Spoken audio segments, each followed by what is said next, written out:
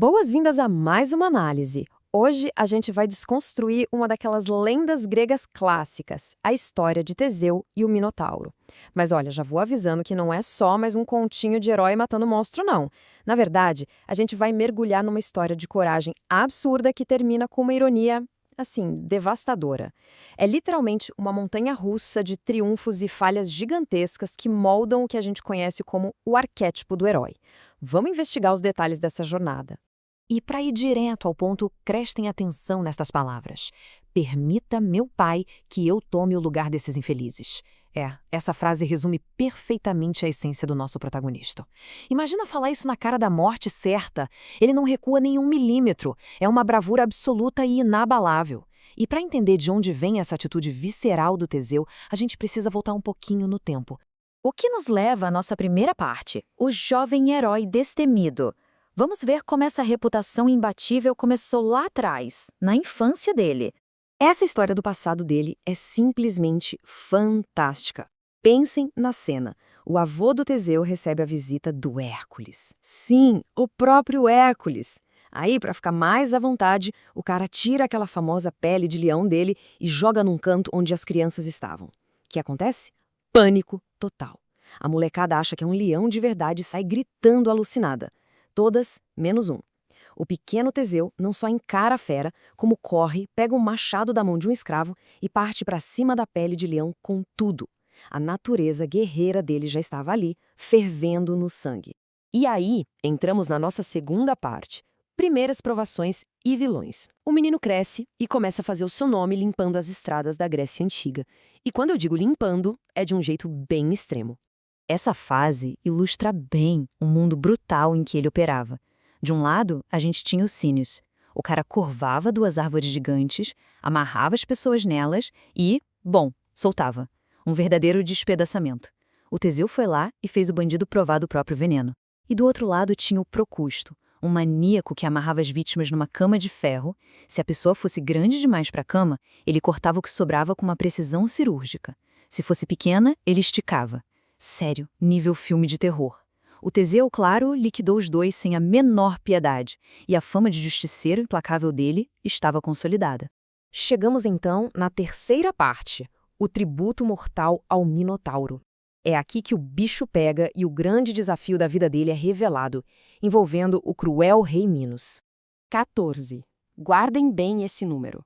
Esse era o pedágio macabro que o rei Minos cobrava anualmente de Atenas. 7 rapazes e 7 donzelas. Eles eram mandados vivos para um labirinto bizarro construído pelo famoso Dédalo. E o Teseu simplesmente não engoliu isso. Lembra daquela frase ousada do começo? Foi ali que ele bateu o pé e convenceu o pai de que, em vez de mandar as 14 vítimas para um monstro, ele iria sozinho no lugar delas. Agora, a gente precisa ter noção do que estava esperando por ele. O Minotauro não era um animal comum. Era uma aberração. Cabeça e tronco de touro, resto do corpo com forma de homem. Mas o grande detalhe, o que realmente arrepiava, é a dieta da criatura. Ele vivia no labirinto se nutrindo única e exclusivamente de carne humana. Era uma máquina de matar implacável e insaciável.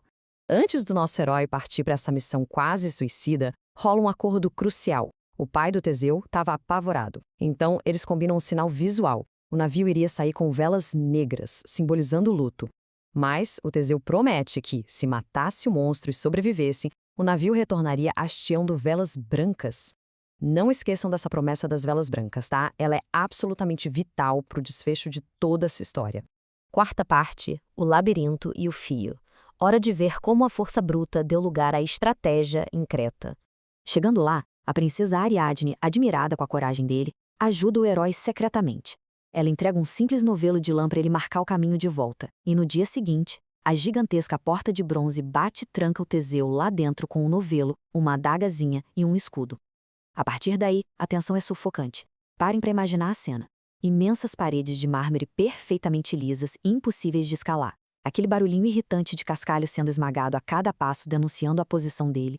E logo na primeira esquina, 10 entradas idênticas, uma desorientação total. E o terror visual do lugar não demora a aparecer. Conforme ele avança, desenrolando o precioso fio da Ariadne, ele se depara com manchas vermelhas.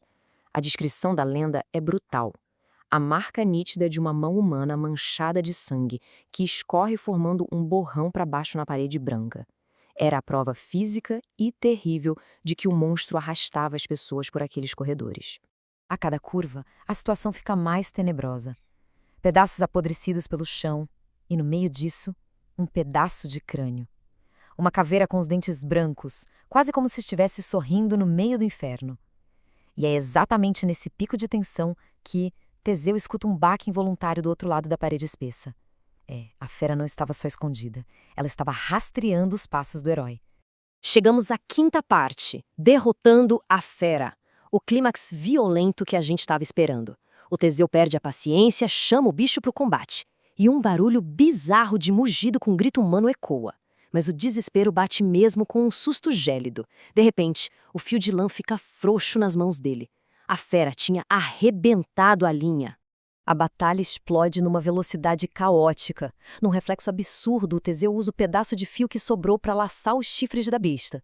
O Minotauro entra em fúria, sacode a cabeça com tanto ódio que literalmente arremessa o herói no ar. Quando o bicho avança para dar a chifrada final, o Teseu desvia no último milésimo de segundo. Ele pula nas costas da fera e crava a adaga direto entre os olhos do monstro. Quando os dois caem, ele finaliza sem piedade, direto no coração. O resultado é visceral. O monstro agoniza, tenta levantar a cabeça com as últimas forças, solta um enorme espirro avermelhado de sangue e apaga para sempre. O impossível aconteceu. O Teseu venceu. Ele resgata Ariadne, que garantiu a sobrevivência dele, e começam a viagem triunfal de volta para casa. Mas aí entramos na nossa sexta e última parte. Um retorno trágico. E é aqui que o sabor da vitória vira cinza na boca, mostrando que as maiores falhas do Teseu foram nas atitudes dele e não na espada. Tem um fato que muita gente deixa passar batido no meio dessa glória toda. Na viagem, o navio para na ilha de Naxos. E o que o grande herói faz? Ele simplesmente abandona a Ariadne por lá e segue a viagem sozinho. A mulher, que traiu o próprio pai e deu o fio que salvou a vida dele, descartada. E o mais chocante é que as lendas não dão uma única justificativa válida para isso. É uma ingratidão fria e inexplicável. E essa displicência emocional cobra um preço altíssimo logo depois. Lembram da promessa para o pai dele? Pois é, chegando nos portões de Atenas, isso simplesmente evapora da mente do Teseu. Ele esquece completamente de trocar as velas e o navio vitorioso entra no porto balançando aquelas pesadas e sombrias velas negras de luto. O que nos leva à ironia mais devastadora da história. O velho rei, avistando as velas negras de longe, vê o sinal inegável da derrota. Acreditando que o filho amado tinha sido devorado, ele se desespera e comete suicídio ali mesmo. Então, no exato momento em que o Teseu pisa em terra firme com o peito estufado pela vitória, a alegria é arrancada dele. A coroa cai na cabeça do herói a um custo provocado por pura negligência e distração. Fechando a nossa jornada, fica aqui a grande questão para a gente debater. Será que realizar um impossível apaga as falhas imperdoáveis que a gente comete no caminho? Teseu teve coragem para matar a fera, mas a falta de empatia e a desatenção custaram a mulher que o salvou e o pai que o amava. Fica o convite para pensar se o verdadeiro labirinto não era, na verdade, o ego do próprio herói. Valeu por acompanharem mais essa análise e a gente se vê na próxima.